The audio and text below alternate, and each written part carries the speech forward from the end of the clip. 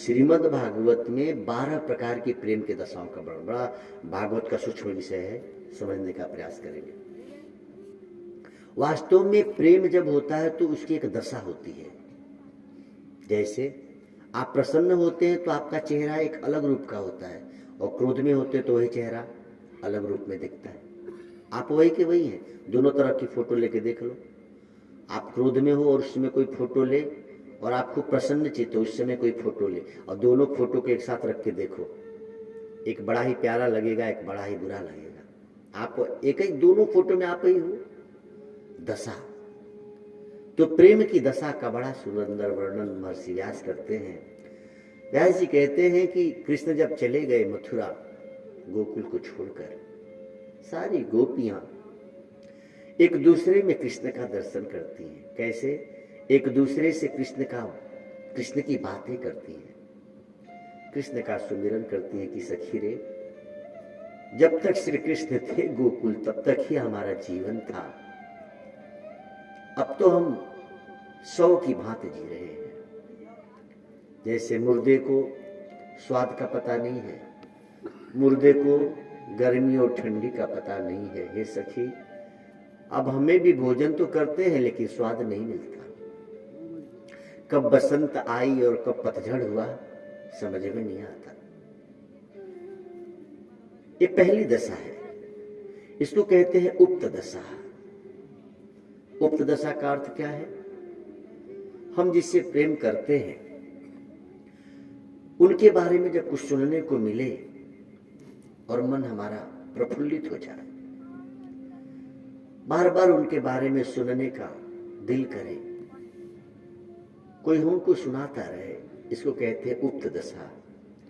बार बार गोपियां श्री कृष्ण की बात सुनना चाहती हैं। हर सखी एक दूसरे से जब मिलती है तो कृष्ण की ही बात करती है। यानी आज के बाद आप और हम भी जब एक दूसरे से मिले तो सत्संग की बात करें। ये प्रेम है भगवान का। जो कुछ आपको अलग याद होगा उसको कुछ अलग याद होगा, उसको जो याद है वो आपको सुना दे, आपको जो याद है उसे सुना दो, हो गया सत्संग। कोई जरूरी नहीं है कि टेंट माइक लगे, व्यासपीठ बने और उस पर कोई बैठे और फिर सत्संग हो। भाग्य है यदि गुरुदेव के ऐसे दर्शन हो तो बड़ी अच्छी बात, लेकिन न भी हो तो उन्होंने जो सुनाया है हम वही करें। उक्त दशा, गोपियां कृष्ण की बातें सुनकर भाव विभोर हो जाती है। दूसरी दशा को कहते हैं युक्त दशा। युक्त दशा का अर्थ है कि जैसे ही हमें याद आए उनकी, हमारा हृदय तड़प जाए। आपको आपके गुरु की याद आए और उनसे मिलने के लिए हृदय तड़प जाए, युक्त दशा। भगवान का जप करने के लिए, भगवान की भजन करने के लिए हमारा दिल तड़पे। देखो कई भक्तों को मैंने देखा, टाइम होगा तो घबराते, भैया हम जाएंगे, पूजा का समय हो गया। यह प्रेम की दशा है। एक शराबी को भी शराब पीने का समय होता है तो सब काम छोड़ के बेचारा ठेके पे पहुंच जाता है।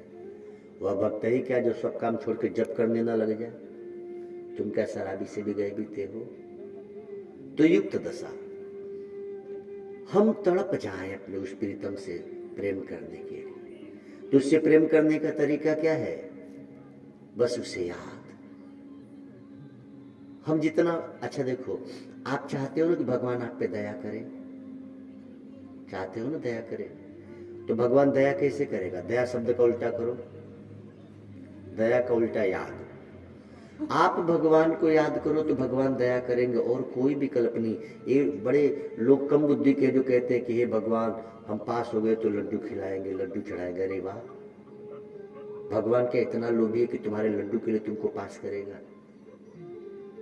भगवान को याद करो तो भगवान दया करेंगे, लेकिन भगवान को आप लालच दो भगवान आपका काम करेंगे, ऐसी बेवकूफी में नहीं रहना। कई लोग कहते हैं मैंने मन्नत मानी थी मेरा काम हो गया। अरे बाबा हमारे आदमी, इसका मतलब तो कि भगवान मजदूर है, तूने कहा और भगवान ने कर दिया? नहीं, ऐसा नहीं होता। कैसी मति गति हो गई हम लोगों की सत्संग के अभाव में। हम भगवान को क्या मानते हैं? भगवान को हमने कहा था मेरा ये काम हो गया, अब भगवान की पूजा करनी। वाह वाह, यानी भगवान तेरा मजदूर है? नहीं। युक्त दशा। तीसरी है ललित दशा। ललित दशा मतलब आप जिससे प्रेम करते हैं, यदि उन्होंने डांट भी दिया और उनके प्रति आपकी श्रद्धा कम नहीं हुई, तब तो आप आदर करते हैं। पहले के जमाने में क्या था, जब पढ़ते थे टीचर खूब मारते थे, फिर भी उनके प्रति हमारा आदर था। और जब से विद्यार्थियों के अंदर से भाव निकले हैं, कितनी मेहनत कर रहे हैं विद्यार्थी।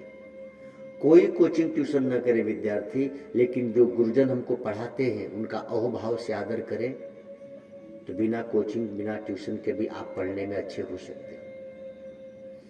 एकलव्य यदि मूर्ति बनाकर विद्या सीख सकता है द्रोणाचार्य का, तो आप तो सामने बैठ के पढ़ते हो बेटा।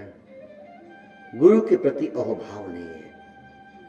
ललित दशा का अर्थ होता है उन्होंने हमको डांट दिया, बोल दिया, और हम सुन के भी उनके प्रति प्रेम बरकरार रखे। डांट दिया तो डांट दिया, अपना मानते हैं तभी तो डांटे, कोई बात नहीं, बड़ी कृपा है आपकी।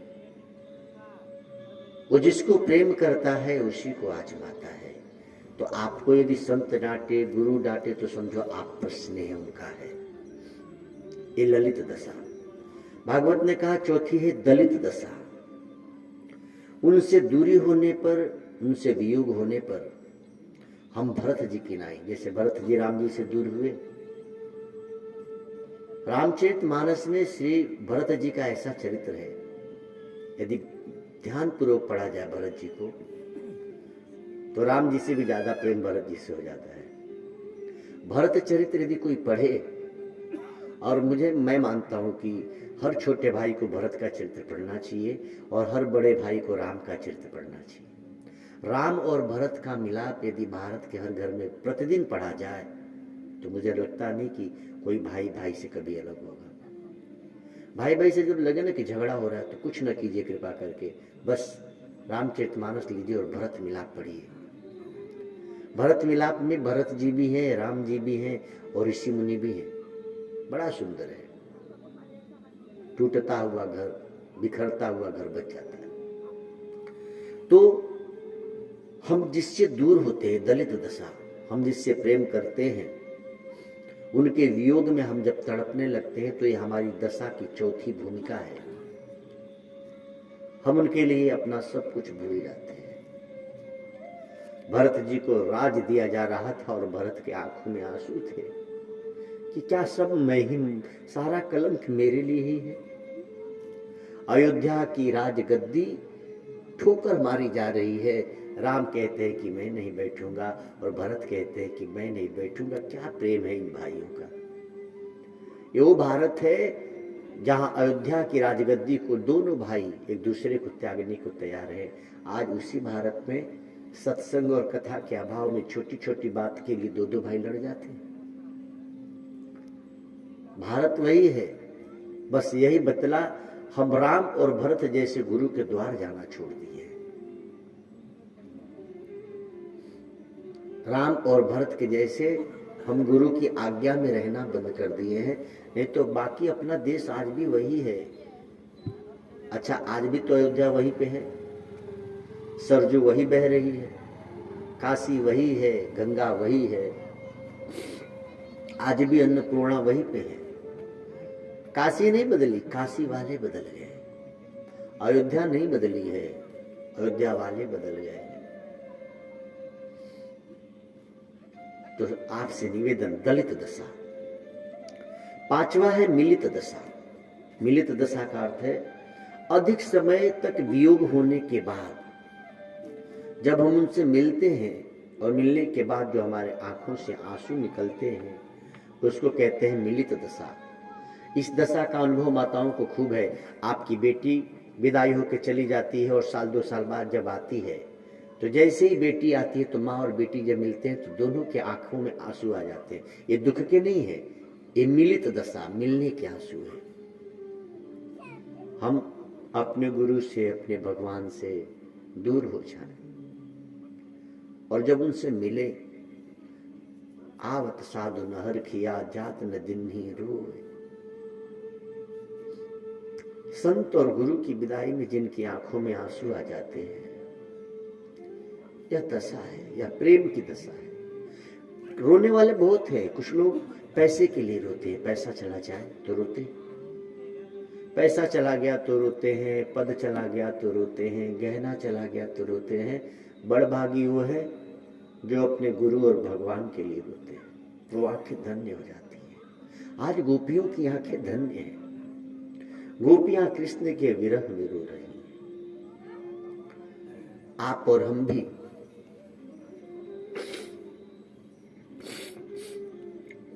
देखो, लोग कहते हैं कि आंसुओं के रंग नहीं होते, होते हैं साहब। आप जब मोह में रोते हैं तो आपके आंखों के आंसू किनारे से निकलते हैं, लेकिन जब आप प्रेम में रोते हैं तो आंखों के आंसू बीच से टपक जाते हैं।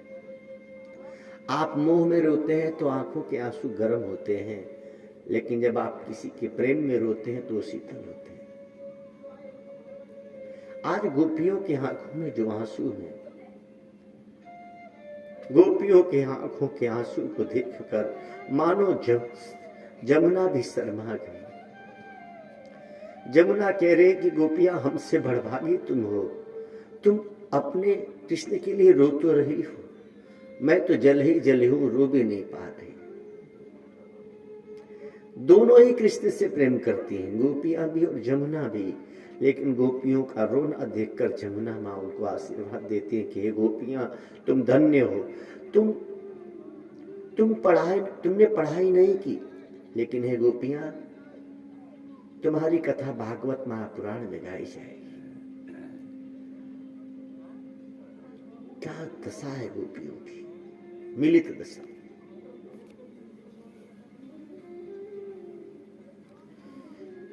फिर आती है कलित दशा। हम जिसे प्रेम करते हैं उनकी याद में संसार को भूल जाना।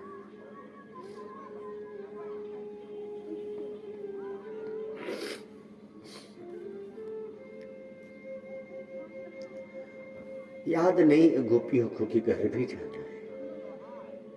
कृष्ण चले गए थे मथुरा, सारी गोपियां जमुना किनारे खड़ी हैं। गई थी सुबह जल लेने को, शाम हो रही है, सूर्य अस्त होने को है, उन्हें सुध नहीं है। घर के लोग ढूंढते ढूंढते पहुंचे कि बावरी, तू सुबह आई थी रे, क्या हुआ? गोपियों को सुध नहीं, गोपियां जमुना को उस पार देख रही हैं कि कृष्ण इधर ही गया था, लौटेंगे। यानी एक कलित दशा। हम जब अपने गुरु और अपने इष्ट की याद में संसार को भूल जाए तो व्यास जी कहते हैं कलित दशा है।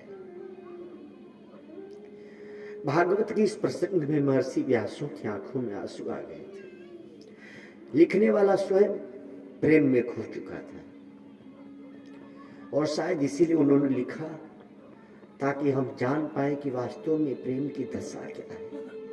यहाँ तो न प्रेम करते हैं न प्रेम की दशा जानते हैं।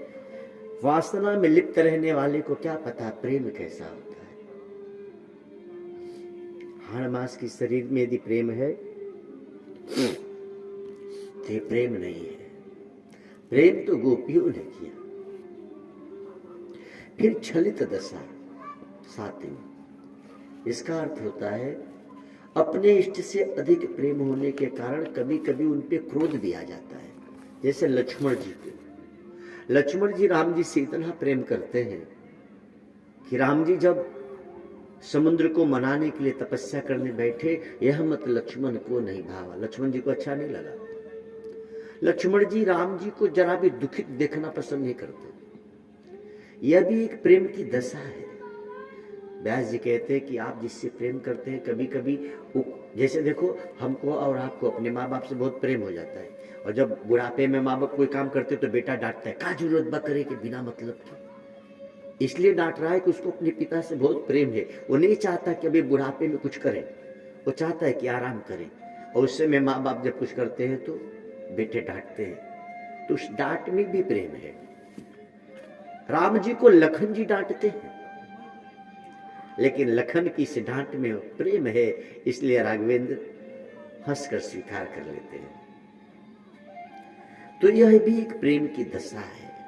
गोपियां कृष्ण को कभी कभी डांट देती थी, आज याद आने पे गोपियां रो रही है कि सखी रे, वो भी एक दिन थे जब हम श्री कृष्ण को बेझिझक डांट दिया करते थे, और वह परमात्मा कहाँ तो गोलोकवासी और कहाँ तो गाय चराता, कहाँ अखिल ब्रह्मांड का नायक और कहाँ हमारी छोटी छोटी बातों पर रिझ जाते। ये कैसा करुणा वरुणालय है। 8वीं चलित दशा। शरीर छूटते समय उन्हीं को याद रखना।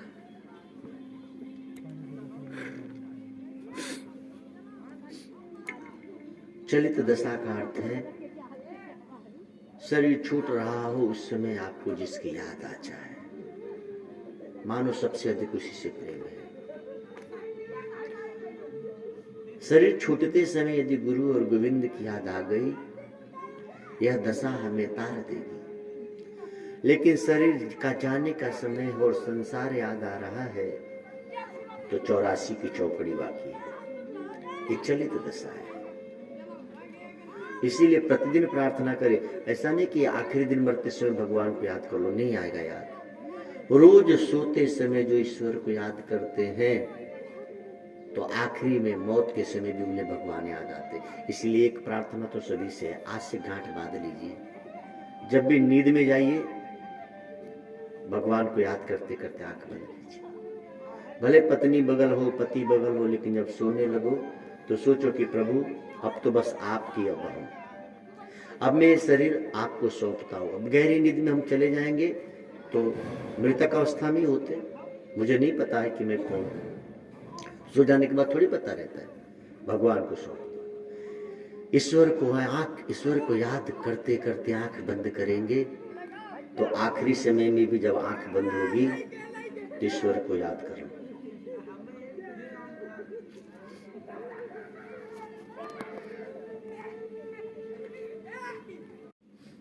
चलित दशा।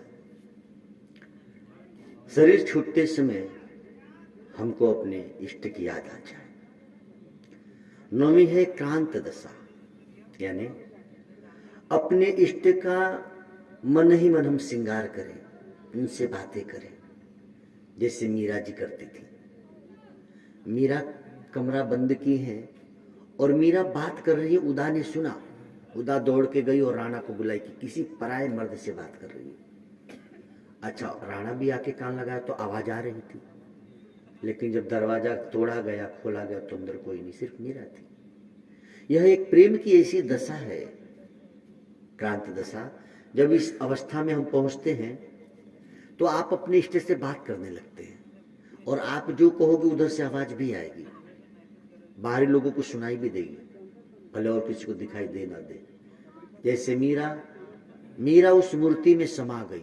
वह कृष्ण की मूर्ति, वो मंदिर आज भी है, और तो कोई नहीं समाया। तो क्रांत दशा, यानी हम अपने इष्ट का मन ही मन श्रृंगार करें। आपसे भी प्रार्थना, जप करते समय क्या कह रहे? जैसे जप करते समय मन इधर उधर भागने लगता है, नए नए जो जप करते होंगे तो मन भागने लगे तो जप करते जाओ, मंत्र जपते जाओ और मन ही मन अपने भगवान का, अपने गुरु का श्रृंगार करो।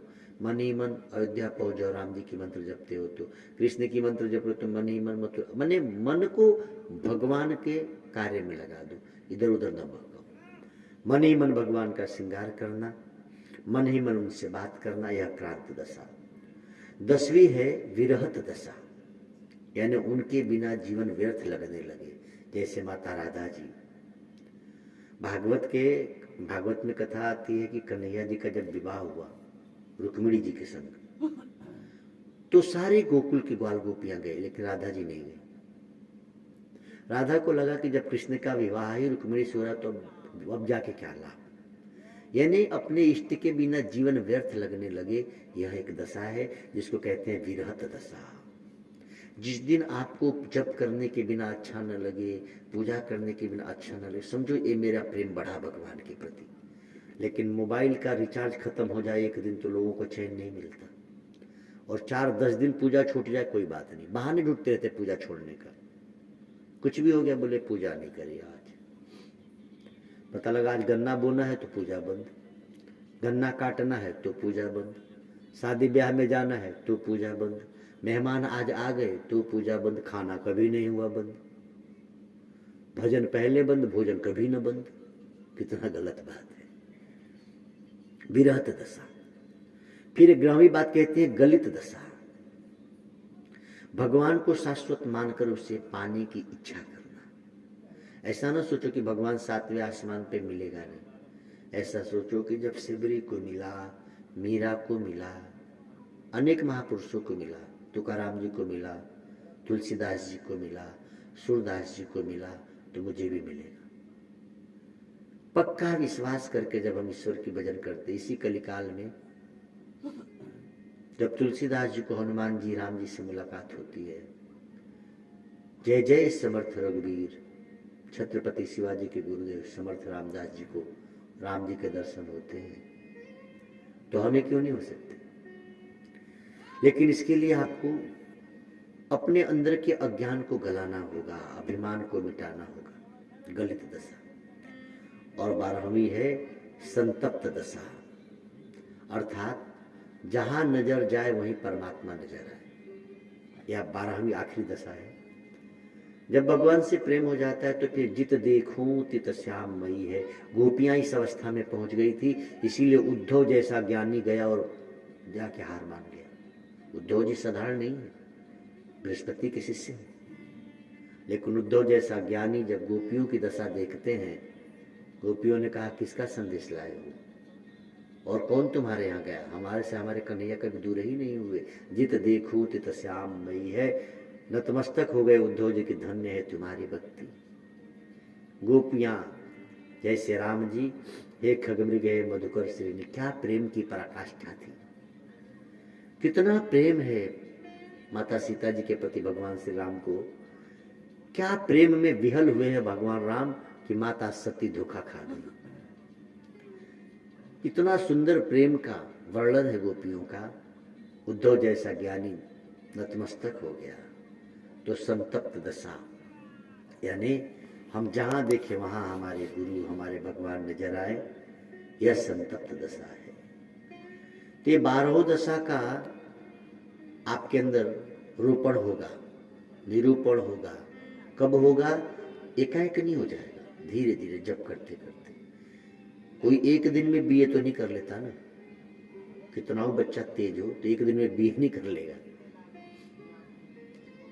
कितना हो आप तेजी से करोगे फिर भी समय लगेगा, लेकिन धैर्य रख के करोगे तो लाभ जरूर होगा।